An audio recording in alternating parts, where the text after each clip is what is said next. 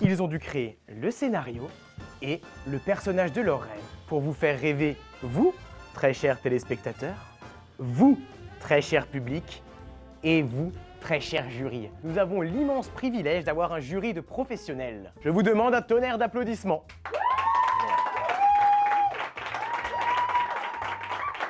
Alors, la première candidate à venir se livrer devant nous, c'est une hôtesse d'accueil qui s'appelle Anne-Marie. Forcément, une hôtesse d'accueil ne pouvait que s'appeler Anne-Marie. Et vous allez voir, elle n'a pas froid aux yeux. Je m'assois. Bonjour, bienvenue. Quel est votre nom, s'il vous plaît? Pardon. C'est un réflexe.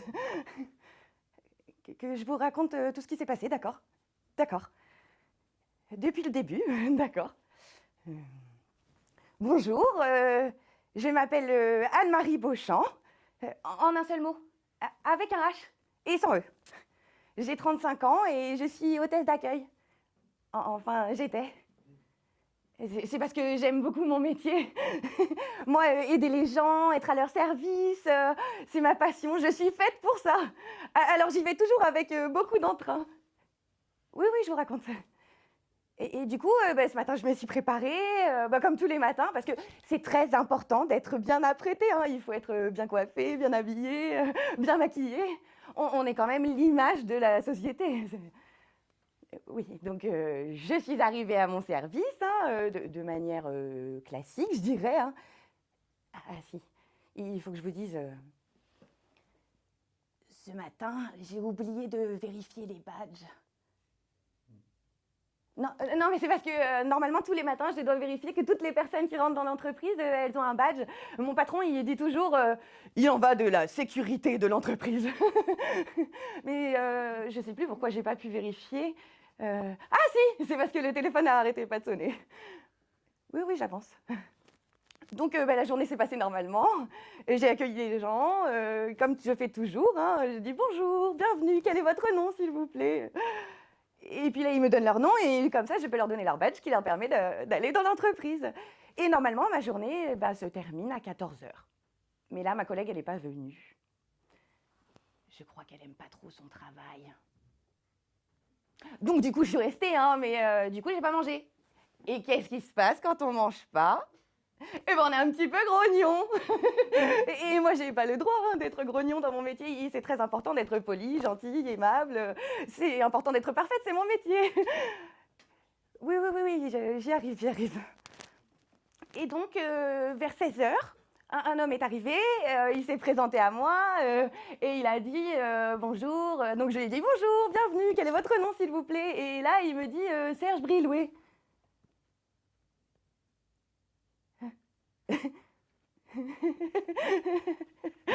Pardon, excusez-moi. Oui, non, je rigole, c'est nerveux, pardon.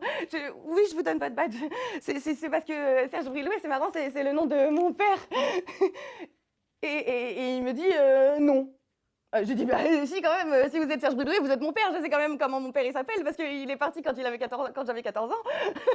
C'est marrant, c'est des détails qui vous marquent comme ça.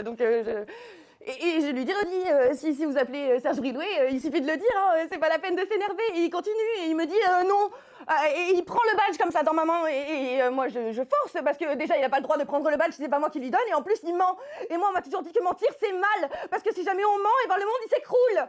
Et moi je veux pas que le monde il s'écroule, alors je tirais sur le badge comme ça mais il voulait toujours pas me le rendre. Alors j'ai commencé à tapoter un petit peu sur sa main comme ça pour qu'il lâche parce que déjà c'est mon badge, mon père mon badge. Et du coup j'ai tapoté comme ça et ça marchait pas, alors j'ai tapé plus fort et puis j'ai tapé sur son bras et j'ai tapé après sur son visage et j'ai tapé jusqu'à ce que c'est lui qui me tape et que ça me propulse loin de lui.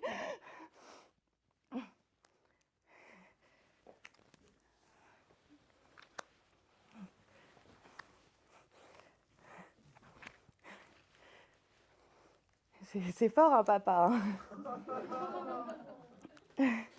Et puis c'est là que Germain de la sécurité vous a appelé, et puis vous êtes venu. Et puis la suite de l'histoire, vous la connaissez, quoi, parce que vous étiez là. Enfin, pas vous, hein, mais enfin, vous avez compris. C'est bon, j'ai bien raconté? Oui? Parce qu'en fait, il y a plein de trucs sur mon métier que je vous ai pas dit, et puis que je peux rajouter, hein.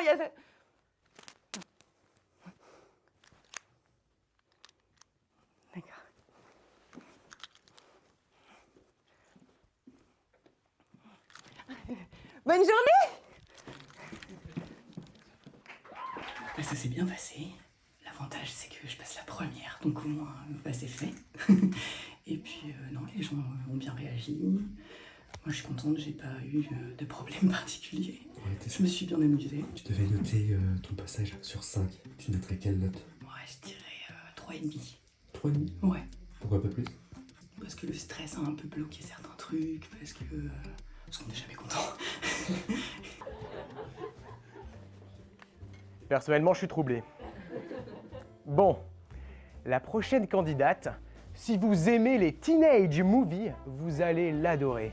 Lola, 20 ans, est dans une situation amoureuse plutôt catastrophique, un peu comme la mienne. Bonjour Lola, on avait rendez-vous. Non, pas vraiment. Mais je suis sûre que vous allez prendre le temps de m'écouter après avoir entendu ce que je vais vous dire. Allez-y, installez-vous. Oh, et puis je pense qu'on peut se tutoyer, mon très cher coach Love.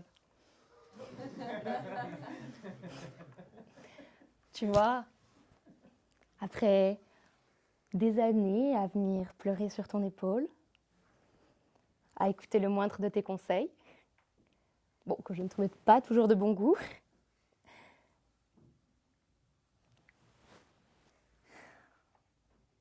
bah, j'ai découvert que tout ça, c'était qu'un mensonge.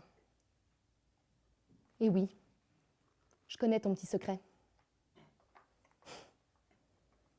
Non mais franchement, après des années à être là, à écouter toutes tes recommandations, je me rends compte qu'en fait, ça flinguait totalement mes relations. Jusqu'à mener à la rupture parfois. Comme avec Valentin, par exemple. Hein, mais pas que.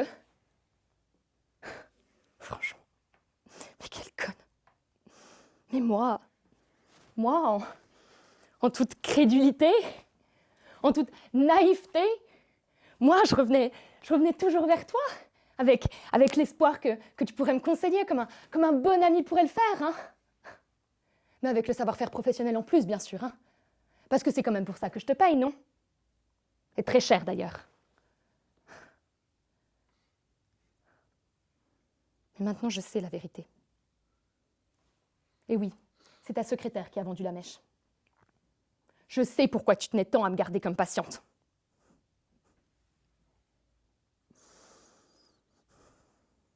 Alors je vais te poser la question droit dans les yeux. Parce que j'ai besoin d'avoir la vérité en face. J'ai besoin que tu me dises la vérité en face. Pourquoi tu tenais tant à ce que je reste célibataire? Je voulais pas en arriver là. Réponds-moi! Je t'aime. Voilà, c'est dit. Je sais que c'est pas réciproque et que c'est pas du tout professionnel. Je suis en dessous de tout. Mais à chaque fois que tu me parlais des mecs, moi, ça me foutait en rogne. Je sais qu'ils sont pas à la hauteur. Et c'est ça ton excuse? C'est ça ton excuse? Mais alors le déjà, c'est pas réciproque. Mais comment tu voulais que j'imagine que tu pouvais ressentir quelque chose pour moi dans ces circonstances? T'es mon coach Love! Je sais pas, tu t'es pas dit que si tu m'avais posé la question, ça aurait peut-être pu être différent? Tu t'es pas dit que j'aurais pu d'avoir envie de te connaître? C'était stupide, je sais. J'avais peur que tu dises non et qu'on se voit plus. Mais je te jure qu'au départ, j'étais 100% pro. Au fur et à mesure de nos thérapies, j'ai appris à te connaître. J'ai oublié même qu'on était au cabinet. Et donc quoi? Quoi, tu t'es dit qu'on pouvait rester comme ça indéfiniment? Que c'était une bonne situation? Oui, en quelque sorte. On aura tout vu. Hein. Un coach Love qui a lui-même peur de faire le premier pas. Mais qui ose donner des conseils aux autres. On pourrait peut-être repartir de zéro. Je serais plus ton coach, on pourrait se voir ailleurs. Non mais, tu prends tes désirs pour des réalités, là. Je veux plus rien avoir à faire avec toi. T'as compris? Tu m'as trahi! Toutes ces heures passées ensemble à tes côtés, alors que toi, tu m'as trahi!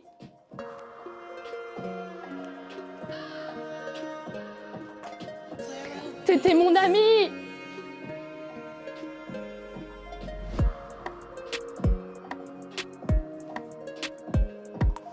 Comment tu pouvais me voir souffrir sans rien dire? Tu m'as tourné au ridicule. Maintenant je vais prendre mes décisions solo.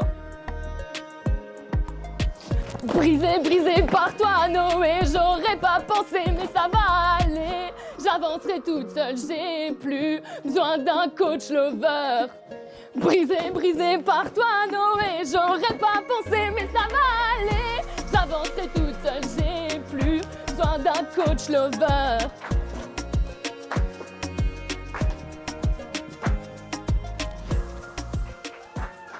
Contente de l'émotion que j'ai donnée. Voilà, je me suis un peu mélangé les pinceaux parce que du coup j'enchaîne avec un texte et une chanson et c'est pas évident de passer de l'un à l'autre. Mais ça va, j'ai oublié des couplets, mais j'ai retenu sur la fin l'essentiel, c'est quand même l'émotion sur scène, donc ça va. Et puis t'as réussi à ambiancer un petit peu le public. Oui. On devait noter ton passage, toi, sur 5. Tu le noterais combien? Je dirais 3, on va dire, parce que voilà, j'ai fait un peu la moitié à peu près de ce que je voulais au niveau de l'émotion et tout, mais voilà, pour le petit couac. Le prochain, c'est le cerveau de la bande. Notre dirigeant de cabaret est un vrai businessman des années 1900. Et par-dessus le marché, il se donne des airs d'aristocrate. En selle, monsieur Firmin Gangrène. La vie est tellement cruelle et injuste.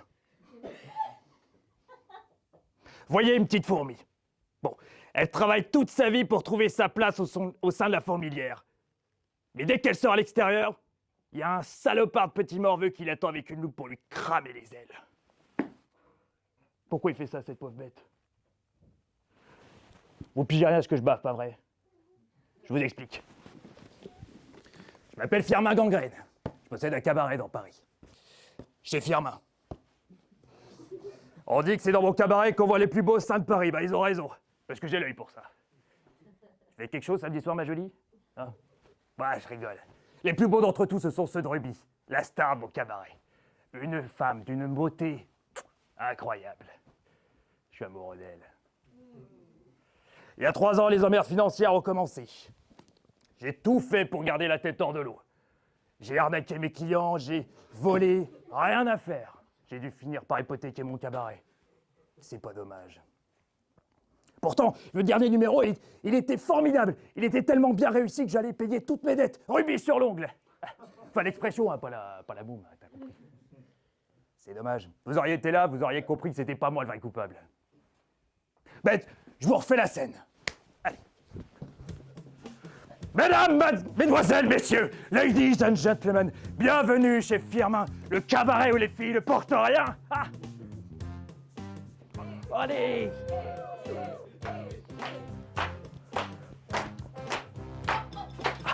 Alors, comment ça va? Je suis content de vous revoir pour certains. Ça va, vous êtes bien installés? Allez, profitez du spectacle, vous allez voir ce soir, c'est du beau, c'est du très très lourd. Mesdames, mesdemoiselles, messieurs, laissez-moi vous présenter la seule, l'unique, l'étincelante, l'abracadabrante, Ruby! Oh là là, Ruby. Une femme d'une beauté extraordinaire. Elle avait 2 petits cache-tétons comme ça là, qui pendaient, puis elle avait une jupe fendue qui laissait voir sa culotte comme ça. Un cul, messieurs, à vous rendre n'importe quelle rue à sens unique. Ah, toute la salle était hystérique. Les hommes comme les femmes criaient son nom. On entendait même au fond de la salle des petits râlements de satisfaction comme si certains venaient de se moucher dans leurs pantalons, quoi. Et elle, Ruby, oh ben elle savait comment s'y prendre, tu vois. Elle savait tout ça. Faisait l'innocente, mais elle faisait valser ses hanches, faisait rebondir sa poitrine, dévoiler ses fesses et se claquer des petits... comme ça, avec des petits fruits aigus. Ah! C'était jouissif. Et moi, derrière, je la reluquais. Oh, j'étais prêt à lui sauter dessus pour lui faire l'amour. Toute cette tension sexuelle, ça me rendait tellement dingue. J'avais envie de faire l'amour. Et là, encore lui, Marius Hautecoeur. Il est au courant pour m'aider dans mon cabaret. Il vient tous les jours foutre la merde. Et ce soir-là, il s'en est pris à Ruby. Et on touche pas à Ruby. Non! Non!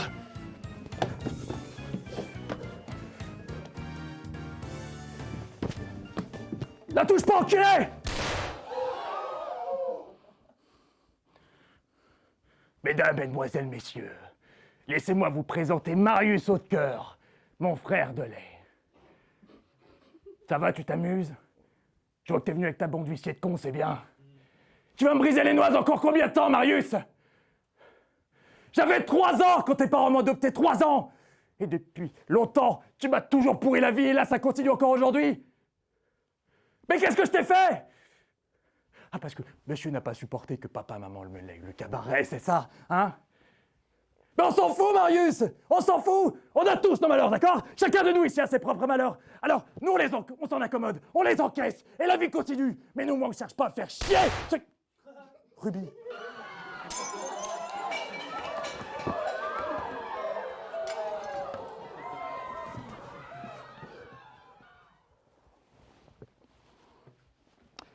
C'est pas fini, Lumière.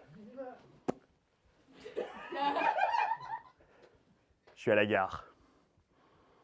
Je vais prendre un train pour Marseille et j'irai jusqu'en Algérie.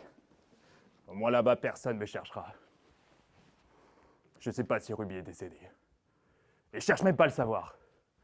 Je pourrais jamais lui pardonner ce que je lui ai fait. Je pourrais pas vivre en paix tant que ce salopard n'est pas mort. Alors je reviendrai. Je le coincerai, je le descendrai. Faut être ferme. Regarde, petit morveux. La fourmi revient pour te cramer les ailes. Et une fois qu'on est arrivé sur scène, tout le track disparaît.